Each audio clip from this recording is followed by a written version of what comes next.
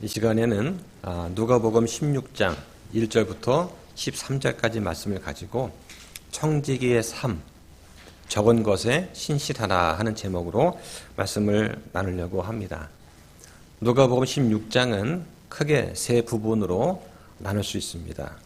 1절부터 13절까지는 불의한 청지기의 비유가 나오고 14절부터 18절까지는 바리새인들을 책망하시는 말씀, 19절부터 31절까지는 부자와 나사로 이야기입니다. 다 우리가 잘 알고 있는 내용들이죠. 이 세 단락은 서로 다른 이야기를 하는 것처럼 보이지만 사실은 공통된 주제가 하나 있습니다. 바로 하나님 앞에서 사람은 무엇을 맡은 존재인가 하는 것입니다. 오늘 본문 누가복음 16장 1절부터 13절 말씀은 재물, 곧 돈에 대해서 주님께서 가르쳐 주신 그 말씀이 중심을 이룹니다. 우리가 살아가면서 가장 민감하게 반응하는 주제 가운데 하나가 아마 돈일 것입니다. 성경은 이 재물, 돈에 대해서 어떻게 생각하는가 그 자체를 악하다고 말하지 않습니다. 아브라함도 부자였고 욥도 부자였고 다윗도 큰 부를 소유했습니다. 문제는 그 돈 자체가 아니라 돈이 가지고 있는 위치예요. 누가복음 16장 11절에서 예수님께서는 재물을 이렇게 말씀하십니다. 불의한 맘몬이다 하시는 거죠. 여기서 맘몬은 단순한 어떤 돈, 화폐를 말하는 것이 아니고 사람의 마음을 지배하는 물질의 권세를 말합니다. 사람의 마음을 지배하려고 하는 힘이 있는데 이것이 주로 돈으로 나타나요. 그래서 불의한 맘몬이다라고 하는 것입니다. 재물은 본질적으로 하나님 대신 주인이 되고자 하는 성향을 가지고 있습니다. 자, 그럼 돈이 나쁜 거냐? 돈은 도구입니다. 전도서 10장 19절에 보면 돈은 모든 것들에 대응하느니라 라고 되어 있습니다. 자, 말이 좀 어렵죠? 자, 다른 번역본에 보면 돈은 모든 것들에 쓸모가 있느니라고 되어 있습니다. 돈은 선을 위해 쓰일 수 있고 악을 위해서 쓰일 수도 있습니다. 돈은 복음을 위해서 사용될 수도 있고 자기의 종용을 위해서 낭비될 수도 있는 것이죠. 돈 자체는 그냥 도구일 뿐이고 돈은 그것을 사용하는 사람의 영적 상태가 어떠한가를 잘 드러내 주는 것입니다. 자, 우리가 보통 다른 사람이 하는 어떤 신앙 이야기를 들을 때는 편하게 듣습니다. 아멘, 은혜스럽다 하죠. 근데 재물 이야기만 나오면 마음이 불편해지는 거예요. 돈 얘기만 나오면 왜냐? 좀 부담스러워. 자, 그런데 성경은 재물을 아주 중요하게 다룹니다. 재물을 중요하게 다뤄요. 자, 주님께서는 불의한 청지기 비유를 통해서 이 재물과 신자와의 삶의 관계가 어떠해야 되는가 하는 것을 오늘 가르쳐 주십니다. 불의한 청지기의 비유는 얼핏 읽으면 오해하기 쉬운 말씀이에요. 여기 보면은 하나님께서 이 불의한 청지기에 대해서 칭찬을 하는 그런 내용이 나옵니다. 왜 하나님께서 불의하다는 말을 썼으면서 이 불의한 청지기를 왜 칭찬했을까 하는 그런 질문이 생기는 거죠. 자, 기억할 것은 주님께서 칭찬하신 것은 이 청지기의 불의한 행동 그 자체가 아니라 위기 가운데서 자기의 미래를 대비하는 그 지혜를 사용하시는 것, 이걸 보고서 칭찬하셨다는 것을 우리가 기억을 하면 좋겠습니다. 자, 본문 보겠습니다. 자, 16장 1절에 그분께서 또한 자기 제자들에게 이르시되 어떤 부자에게 청지기가 있었는데 바로 그가 자기 재산을 허비했다는 비난의 말이 부자에게 들리므로 부자가 그를 불러 그에게 이르되 내가 너에 대해 이 말을 듣는 것이 어찌된 일이냐? 내 청지기 직무에 대하여 회개 보고를 하라. 네가 더 이상 청지기가 되지 못하리라 합니다. 자, 비유는 이렇게 시작이 됩니다. 어떤 부자에게 청지기가 있었는데 이 청지기가 주인의 재산을 허비했다는 거예요. 자, 청지기는 뭐 하는 사람입니까? 일단 청지기는 주인이 아닙니다. 청지기는 소유자가 아니라 관리자입니다. 주인의 것을 잠시 맡은 위임받은 자죠. 따라서 우리 모든 그리스도인들은 하나님께 받은 것들을 잘 관리하는 청지기입니다. 그런 의미에서 우리 모두는 청지기죠. 성경적으로 청지기는 항상 똑같은 원리를 갖고 있습니다. 바로 내 것은 아무것도 없다고 하는 거예요. 모든 것은 다 주인의 것입니다. 성경 우리한테 분명히 말씀합니다. 우리는 우리 인생의 주인이 아닙니다. 우리는 우리 인생의 청지기입니다. 자, 혹시 이 말에 반감을 느끼는 분이 혹시 계십니까? 사람은 본능적으로 이렇게 느낍니다. 내 인생은 나의 것이다. 내 선택은 내가 한다. 누구도 간섭을 할 수가 없다. 나는 간섭받기 싫다라고 하는 것이죠. 이것은 현대인들만의 문제가 아니라 창세기부터 등장하는 인간의 본성에 관한 이야기예요. 에덴 동산에서 뱀이 던진 유혹의 핵심도 똑같습니다. 뭐라고 합니까? 너희가 하나님처럼 되리라고 하는 것이죠. 이게 뱀의 유혹입니다. 즉 너희가 너의 삶의 주인이 되라고 하는 유혹이에요. 자, 그런데 청지기의 삶은 그 반대를 이야기합니다. 청지기는 나는 절대자가 아니다. 나는 맡은 자다. 나는 책임을 지는 자다라는 거예요. 이런 구조 자체가 어떻게 보면 우리 사람의 자존심을 건드는 그런 편이죠. 청지기한테는 반드시 책임이 있습니다. 바로 회계 보고라는 책임이 있어요. 자, 2절에 내 청지기 직무에 대하여 회계 보고를 하라는 거예요.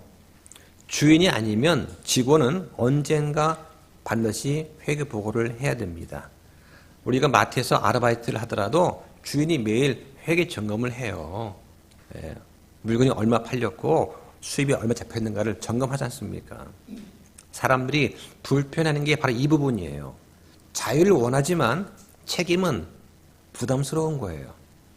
권리는 갖고 싶어 하면서도 결산은 하기 싫은 것입니다. 그래서 로마서 14장 12절 말씀에 뭐라고 하느냐? 우리 각 사람이 자신에 관하여 하나님께 회개 보고를 하리라. 자, 이 말씀은 사람의 심리를 정확히 찌르는 말씀입니다. 성경에 회개 보고를 한다는 그 말이 6번 나오는데 이 말씀의 공통점이 뭐냐? 사람이 독립하려고 하는 그런 욕구가 있다. 이 욕구가 성경 말씀과 정면 충돌한다는 거예요. 오늘날 세상은 이 매스미디어, 인터넷 같은 걸 통해서 끊임없이 이렇게 속삭입니다. 너는 네 인생의 주인이 되라. 너의 꿈을 따라가라. 누구한테도 종속되지 말라. 하는 이 메시지는 아주 매력적인 것처럼 들립니다. 왜냐하면 사람의 죄성, 즉 자기의 중심성이라고 하는 이 죄성은 이러한 세상의 외침과 정확하게 맞아떨어지기 때문이죠. 그런데 성경의 선언은 전반대입니다. 너희는 너희 자신의 것이 아니라고 분명히 말씀을 합니다. 우리는 예수 그리스도의 피값으로 사신 바 된 하나님의 소유예요. 하나님께서 너는 내 것이라고 말씀하시지 네 인생의 주인은 너다라고 말씀하지 않습니다. 이 말씀은 세상의 철학을 정반대로 뒤집는 그런 말씀입니다. 많은 사람들이 오해를 하는 게 있어요. 만약에 내가 청직이라면 그럼 내 인생 내 마음대로 못 사는 거 아닌가 하는 생각이 드는 것이죠. 이런 반감의 뿌리가 뭐냐? 바로 우리 속에 있는 두려움이에요. 두려움. 마치 내가 조종권을 잃어버리는 것 같은 느낌, 하나님께 종속되는 것 같은 느낌, 그래서 자유를 빼앗길 것만 같은 느낌이 듭니다. 이러한 두려움 때문에 우리가 주를 멀리한다. 그런데 성경적으로 청지기는 어떤 개념이냐? 소유권은 하나님께 있지만 그 사용권은 우리한테 주어진 거예요. 맡겨진 겁니다. 그리고 그걸 잘 맡아서 잘 관리했을 때는 반드시 보상의 약속을 주시겠다고 약속하는 거예요. 이게 성경에서 말하는 청지기의 원리다. 문제는 통제권이 아니라 신뢰의 문제입니다. 중요한 것은 우리의 주인 대신 하나님을 신뢰하는 거예요. 하나님께서 우리한테 맡겨주신 것들이 있습니다. 재물이 있죠. 어떤 사람은 재물이 그냥 자기 몸 하나 건사하기 부족한 그런 재물이 주어진 사람도 있고, 어떤 사람은 대대손손 먹고 살만한 재물이 주어지기도 해요. 그 사람들은 내가 이걸 읽었다라고 생각할지 모르지만 하나님께서 허락해 주신 겁니다. 시간이 있습니다.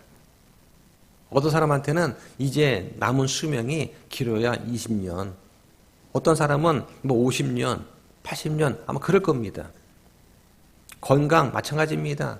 재능도 있어요. 예. 어떤 아이는 아버지 어머니가 똑똑해서 총명하게 자라는 그런 아이도 있고 그렇지 못한 아이도 있는 거예요. 예. 가정도 마찬가지입니다. 화목한 가정이 있고 그렇지 못한 가정이 있어요. 심지어 우리 몸까지도 우리한테 맡겨주신 것입니다. 모든 것은 다 하나님의 것이죠. 따라서 우리가 언젠가 반드시 듣게 될 음성이 있습니다. 너는 너의 청지기 직분에 대해서 회개 보고를 하라는 거예요. 우리 신자의 삶은 결국 회개 보고를 준비하는 삶이다 하는 것을 우리 기억을 해야 됩니다. 그때 우리 회개 보고할 때 그 기준이 뭐냐?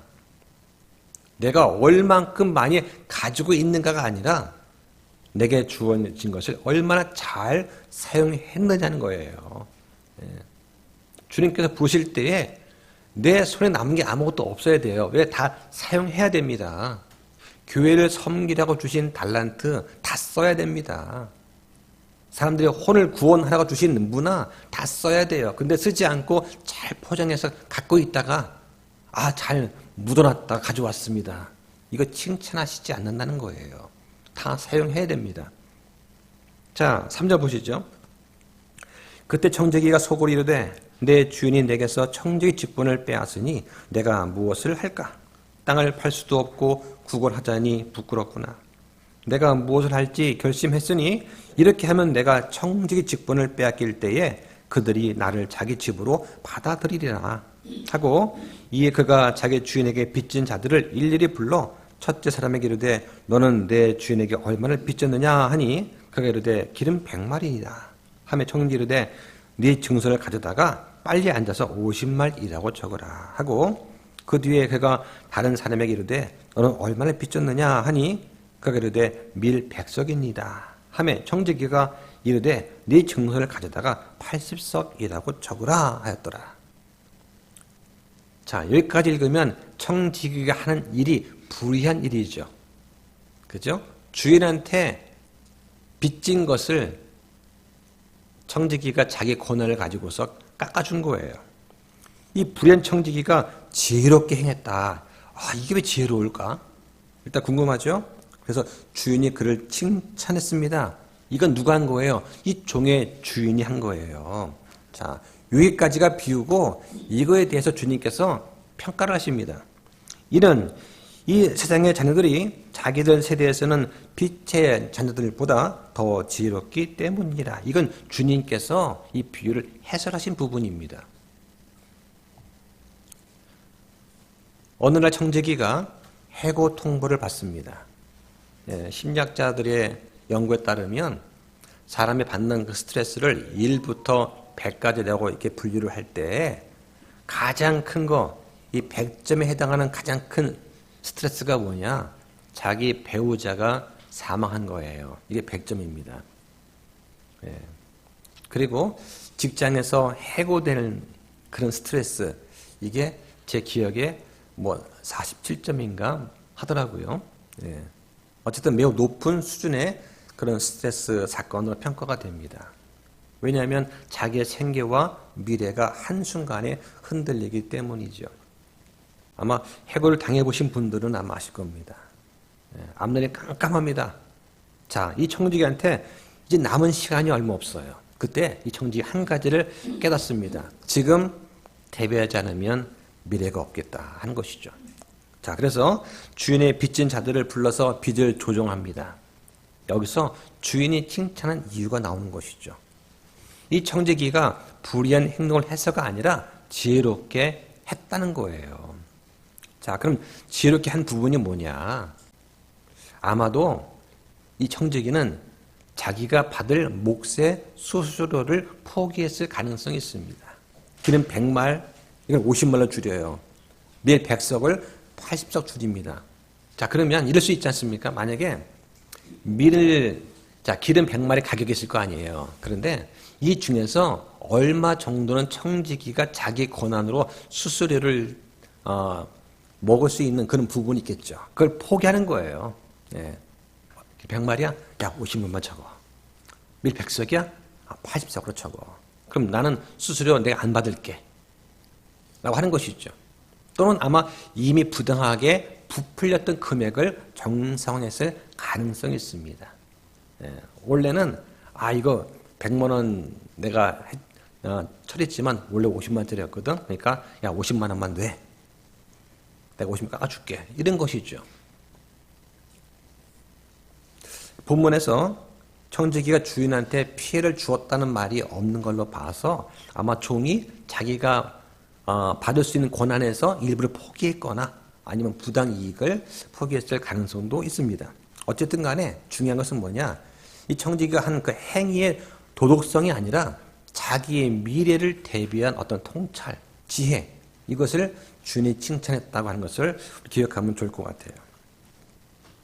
세상 사람들은 자기의 미래를 얼마나 치밀하게 준비를 할까. 예, 자녀를 인류 대학에 보내기 위해서 유치원 때부터 얼마나 많은 노력을 기울이는지 몰라요. 예, 맞벌이 부부를 하면서 어린 아이를 영어 유치원부터 시작해가지고 계속 키웁니다. 예, 인류 대학 가는 거는 고3 때 열심히 한다고 된 것이 아니에요. 그렇게 해서 되는 아이는 정말 똑똑한 아이들이고 대부분은 유치원 때부터 기르는 거예요. 네, 유치원 때부터. 자, 근데 자녀가 잘 따라오면 그나마 재미있고 보람 느끼면서 아마 키울 겁니다. 그런데 자녀가 공부 적성이 없어요. 하기 싫어합니다. 그러면 엄청난 스트레스를 가지면서 10대의 삶을 고통 가운데 보내게 되는 것이죠. 자, 그런데 빛의 자녀는 어떻습니까? 영원한 것에 대해서, 영원한 생명에 대해서 얼마나 무감각한지 아마 경험하실 겁니다. 교회 가자. 억지로 끌려가요, 억지로. 예. 머리는 딴 데 가 있습니다, 생각은. 그죠? 끝났다. 그러면 어디가 사라져버리고. 대부분이 그렇다는 것이죠. 다는 아니라도. 자, 성경 뭐라고 합니까? 믿는 사람은 순결해야 됩니다. 동시에 지혜로워야 된다. 근데 이게 어려운 거예요. 왜 믿는 사람의 자녀들은 세상에서 지혜롭지 못할까? 저는 이게 좀 고민이었습니다. 믿는 사람은 안 믿는 사람보다 훨씬 더 성실하고 더 부지런해야 될 텐데 근데 보면 그렇지 않거든요. 자, 이게 왜 그럴까? 8절에 세상의 자녀들이 자기들 세대에서는 빛의 자녀보다 더 지혜롭다고 하는 거예요. 자, 어떤 거냐? 첫 번째, 세상 사람들은 현실 감각이 강해요. 이 불의한 청지기는 자기 해고가 임박하자 즉시 계산기를 두드립니다. 앞으로 어떻게 뭘 먹고 살까? 누구한테 도움 받을까? 무엇을 내가 준비할까를 계산을 하고서 비록 영적이지는 않지만 현실을 똑바로 본 거예요. 자, 그런데 많은 신자는 어떻습니까? 그리스도의 심판석을 믿는다고 말은 하지만 실제 계산은 안 하는 거예요. 즉 회개 보고할 생각은 하지 않고 삽니다. 다시 말해서 영혼은 믿지만 준비는 안 한다는 거예요. 회개 보고할 것은 믿지만 그에 대한 대비는 하지 않는다. 그래서 세상 사람들은 믿음은 없지만 자기의 삶의 계획은 잘 짭니다. 그런데 믿는 사람들은 믿음은 있지만 계산을 안 해요. 자, 두 번째로 세상 사람들은 장래 대비에 철저합니다. 세상 사람들은 놀랍도록 미래지향적입니다. 노후 준비 젊을 때부터 하더라고요. 자기 경력 관리합니다. 인간관계에 투자를 하고 위험에 대비를 합니다. 그러니까 보이지 않는 미래를 위해서 현재를 희생할 줄 아는 지혜가 있어요. 그런데 신자들은 어떠냐? 아이러니하게도 영혼을 믿으면서 그 영혼을 위한 투자는 빈약한 거예요. 교회는 다니면서 헌신하자. 그러면 헌신은 나중으로 미뤄요. 순종합시다 할 때 순종은 왠지 좀 조건이 맞을 때만 하려고 합니다. 섬기자 할 때 섬김은 좀 여유가 있을 때나 하는 거지 하면서 생각하는 것이죠. 세 번째는 세상 사람들은 동기가 강력합니다. 본문에 나오는 불의한 청지기 동기는 아주 분명합니다. 살아남아야 한다는 거예요. 그는 절박함이 있었습니다. 그런데 많은 신자는 어떻습니까? 이 동기가 약해 보여요. 지옥의 공포가 희미합니다. 왜? 난 지옥 안 갈 걸 알아요. 어차피 구원은 받았으니까 심판석에 대한 긴장도 약합니다. 그리고 영혼에 대한 실제감도 흐려요. 내 마음이 천국인데 뭐. 성경에서는 하나님의 왕국, 즉 하나님의 다스림과 임자가 있다고 말을 하지 천국이 내 안에 있다는 그런 말로 오해하면 안 된다. 천국이 내 안에 있으니까 나 항상 해피한 거야. 이건 아니라고 하는 것이죠. 결국 긴장감이 없는 청지기가 된다는 것입니다. 자, 네 번째로 신자들이 영적 착각에 종종 빠져요. 자, 중요한 부분입니다. 어떻게 오해하느냐? 착하게 사는 것이 지혜로운 거다. 순진한 것이 믿음 좋은 거다. 이것저것 따지거나 계산하지 않는 것이 영적으로 순수한 거다라고 착각을 합니다. 성경은 절대 그렇게 말하지 않는 거예요. 마태복음 10장 16절에 너희는 뱀같이 지혜롭고 비둘기같이 무해한 자가 되라고 하십니다. 주님께서는 우리한테 순결만 요구하지 않으시고 지혜만 요구하지도 않으세요. 둘 다 요구하십니다. 그러니까 영적이라고 하는 그 이유로 우리가 비현실적인 삶을 살아야 하는 것은 결코 아니라고 하는 것을 우리 잘 알아야 돼요. 또 우리 자녀를 키울 때 마찬가지입니다. 믿음만 좋으면 돼. 믿음만. 절대 아닙니다. 세상에서 살아갈 수 있는 힘과 능력도 길러줘야 되는 것이지 맨날 교회만 와서 산다고 됩니까 그게? 공부도 안 하면서. 다섯 번째로 소유권을 착각을 하는 거예요. 소유권. 아마 이 부분이 가장 뿌리 깊은 원인이 아닌가 싶습니다. 세상에서는 본능적으로 알아요. 내게 주어진 자원, 즉 시간과 물질과 건강이 얼마 안 남았다는 거, 제한적이라는 거 알고 있습니다. 따라서 계산합니다. 어떻게 내가 지혜롭게 사용할까 하면서 뭐 재테크니 뭐니 하면서 지혜를 짜냅니다. 고민합니다. 그런데 신자들은 어떠냐? 마치 시간이 무한한 것처럼 생각합니다. 기회는 항상 있는 것처럼 생각을 하고 건강은 당연한 것처럼 여긴다. 그런데 청지 관점에서 모든 것은 다 위임된 자원일 뿐입니다. 누가복음 16장에서 주님께서 물어보신 핵심이 무엇입니까? 너는 정말 자신이 청지기라고 생각하느냐? 그렇다면 너는 왜 계산하지 않느냐는 거예요. 왜 회개 보고할 준비를 하지 않느냐 하는 것입니다. 자, 여기서 우리 청지기 교리의 핵심적인 원리를 좀 정리해 볼 필요가 있어요. 첫 번째는 모든 청지기는요, 심판의 날이 반드시 있습니다. 자, 율법 시대의 구약 성도는 어땠습니까? 순종하면 복을 받고 불순종하면은 저주를 받았습니다. 이것이 역사 속에서 즉각적으로 나타났습니다. 사사 시대에는 불순종하면은 책망을 합니다. 대언자 통해서. 그러다가 말 안 들으면 반복해서 징계를 하세요. 그 결과 북이스라엘은 아시리한테 멸망을 합니다. 남유다는 바빌론한테 멸망을 당해요. 그리고 포로 생활을 합니다. 그리고 나서야 유대인들은 우상 숭배를 멈추게 돼요. 나중에 성전이 파괴됩니다. 전 세계로 흩어져요.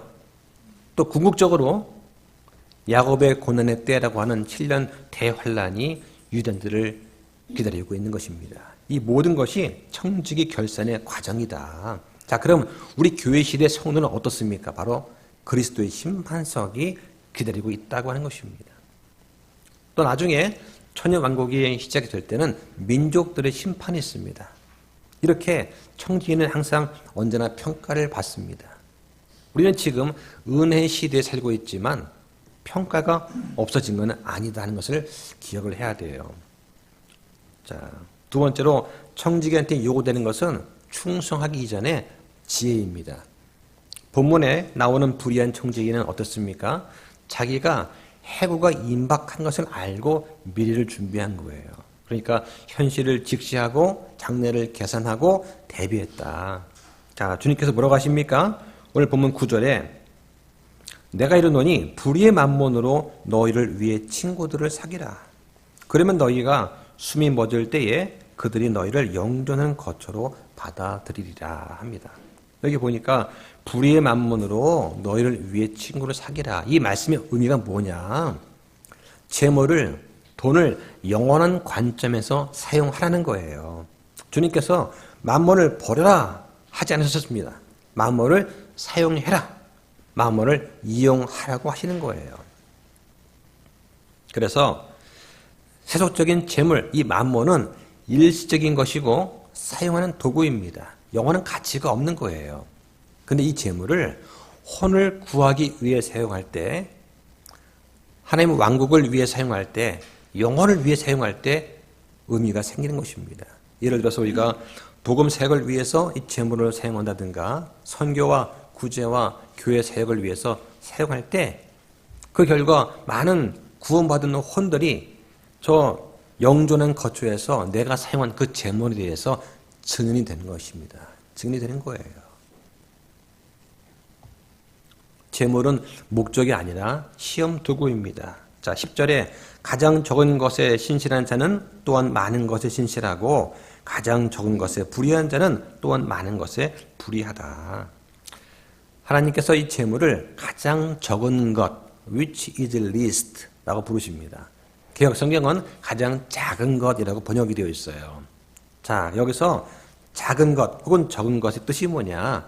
어떤 최소 단위를 말합니다.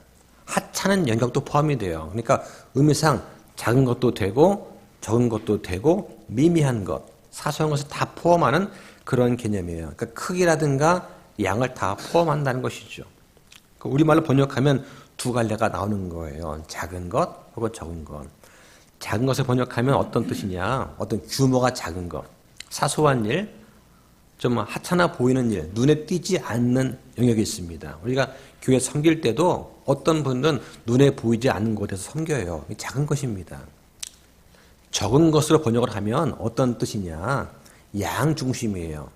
나한테 재물이 적습니다. 나 교회에서 맡은 책임 적을 수 있어요. 또 기회가 적을 수 있습니다. 어떤 사람한테는 일 문화가 주어지고 어떤 사람은 10문화가 주어집니다. 어떤 사람은 1달란트가 주어지고 누구는 10달란트가 주어지는 거예요. 양이 다른 것입니다. 주어진 자원이 좀 제한적인 거예요. 자, 우리는 재물을 크게 여기지만 하나님께서는 그 재물을 작게 여기십니다. 재물은 영원하지 않아요. 우리 홍보다 가치가 없는 것입니다. 하나님의 왕국에 비하면 아주 미천한 거예요.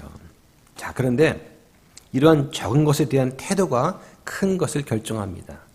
본문에 가장 적은 것에 신실한 자는 또한 많은 것에 신실하다. 적은 것, 즉 불의한 만몬, 세상에서 우리한테 맡겨진 그런 자산 같은 것들, 이 적은 것이죠. 여기에 신실한 자는 많은 것, 즉 참된 재물, 예를 들면 하나의 왕국의 통치권 같은 것들, 여기 신실하다는 것입니다. 나에게 맡겨진 시간과 재물과 건강을 잘 관리 못하는 사람한테 하나님께서 나중에 왕국에서 많은 걸 맡기실 리가 없잖아요.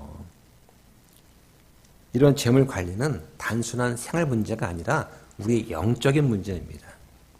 우리가 돈을 어떻게 대하는가, 이 태도가 중요한데 바로 하나님을 대하는 태도를 잘 드러내 주는 것이라고 할 수가 있는 것이죠.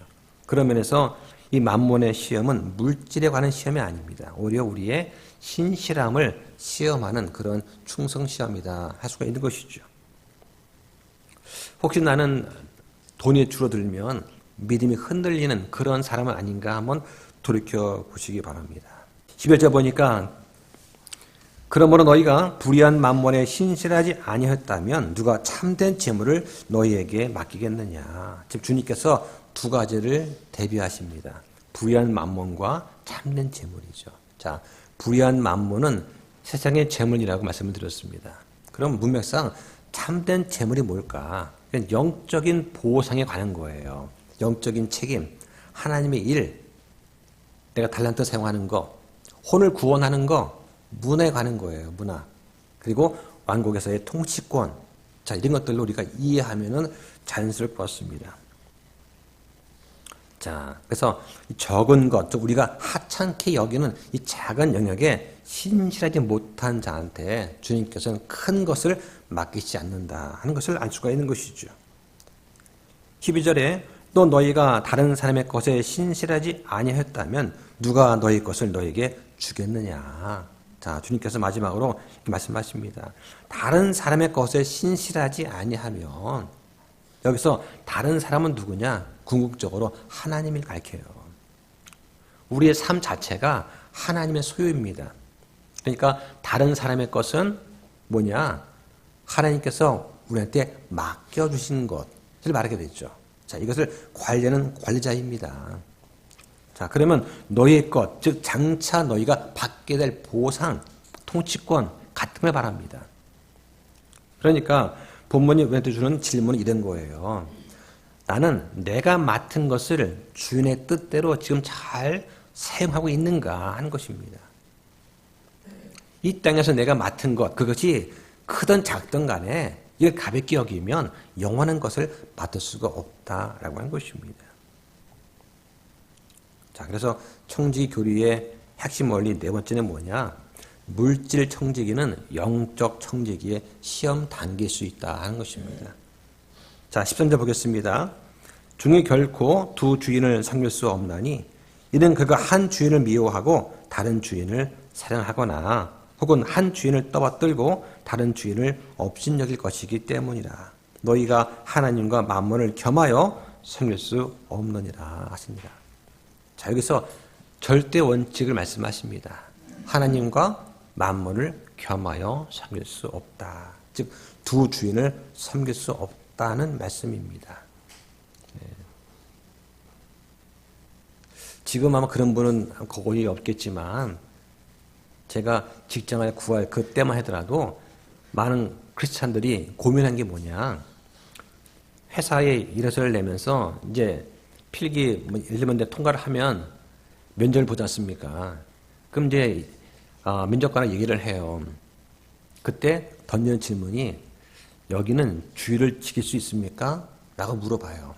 근데 회사에서 우리 회사는 격주로 주일 나올 때가 있습니다. 그럼 저는 안 하겠습니다. 하고 거절을 하고 나오는 것이죠. 지금은 직장을 구하기가 좀 별다르게 어렵기 때문에 그런 질문 안 하겠지만 우리 때는 그것이 당연한 거였어요. 예. 주의를 지킬 수 있습니까? 이 직장은 안 된다. 그러면 그럼 저는 아무리 월급 많이 줘도 안 하겠습니다. 하고 탁 던지고 나왔단 말이죠. 저도 그랬고 저희 선배도 그랬어요. 예. 좋은 직장은 어떤 직장이냐? 주의를 지킬 수 있는 직장. 이걸 못 지킨다 그러면 그는 재고할 가치도 없는 그런 직장으로 여겼습니다. 왜냐하면 하나님과 만물을 겸할 수 없기 때문에 그렇습니다. 주일날 내가 좀 더 일한다고 해서 수당을 더 받는다고 해서 그렇게 행복합니까? 내 창조주 하나님을 경배할 수 없는데 그게 무슨 직장이게 됐습니까? 왜 직장을 다녀요? 우리가 믿음생활 잘하고 가족생활 잘하기 위한 거 아니겠습니까? 그런데 직장을 위해서 내 영적 생활을 포기해야 된다? 그거는 안 된다고 하는 것이죠. 근데 아마 지금은 직장을 구할 수만 있다면 하면서 선택지가 좀 바뀌지 않을까 좀 그런 염려가 생깁니다. 그래서 이 청직의 문제는 결국 무슨 문제냐? 누가 나의 참된 주인인가 하는 문제예요. 사람은 하나님을 섬기든지 재물을 섬기든지 둘 중 하나를 반드시 섬기게 됩니다. 그 중간에 중립은 없어요. 이것도 좋고 저것도 좋을 수는 없다. 세상 그렇게 만만치 않습니다. 그죠? 자, 말씀을 정리하겠습니다. 누가복음 16장의 메시지는 아주 분명합니다. 우리는 청직입니다. 그리고 재물은 작은 거예요. 그런데 이 작은 거에 대한 신실함이 우리의 영원함을 영향을 준다 하는 것이죠. 신실한 청직의 삶은 거창한 것이 아닙니다. 정직하게 사용하고 먼저 주님을 생각하고 주의 영광을 기준으로 판단하는 삶이다. 이게 청직의 삶이에요. 그래서 작은 것, 즉 재물에 신실하지 못하면 또는 적은 것, 적은 기회, 적은 책임에 신실하지 못하면 큰 것, 참된 영적 보상을 맡을 수가 없다라고 하는 것입니다. 내가 가진 모든 것은 다 하나님의 것입니다. 우리는 결국 주님 앞에서 회개보고를 하게 됩니다. 따라서 이 재물은 목적이 아니라 도구이고 또 주의 영광을 위해서 사용되어야 마땅한 것이죠. 언젠가 우리는 모두 회개보고를 하게 됩니다. 만약 오늘 밤에 주님께서 아무개야 회개보고를 해라 하신다면 여러분은 준비가 되어 있습니까? 아니면 잠깐만 한 1년만 좀 유예시켜 주십시오. 다 써야 되거든요, 이거. 제가 맡은 문화도 이만큼 남아있고 달란트 이만큼 남아있습니다. 이거 쓰려면 좀 더 시간 필요합니다. 그러시겠습니까? 오늘 우리는 삶을 다시 점검해 봐야 됩니다. 나는 주인의 것을 주인의 뜻대로 사용하고 있는가? 벌어들인 수입의 우선순위는 무엇인가? 나의 소비 기준은 무엇인가? 영적인 것인가? 아니면 육적인 것인가? 자녀 교육 투자는 정말 열심인데 영적 투자에는 어떠한가? 또 갑작스럽게 재정이 감소가 되면 내 믿음이 흔들리는가? 적은 것에 신실한 자가 큰 것에 맡겨진다고 하는 것을 기억해야 됩니다. 내게 주어진 시간, 기회, 책임, 건강, 재물이 적다고 해도 그것에 신실해야 되는 것이죠. 하나님께서 지금 우리를 지켜보고 계십니다. 언젠가 주님 앞에서 회개 보고할 날이 있다는 것, 우리가 의식을 하고 만몬이 아니라 주님을 나의 참된 주인으로 섬기면서 믿음 생활 하시기를 주의 이름으로 축원드립니다. 기도하겠습니다.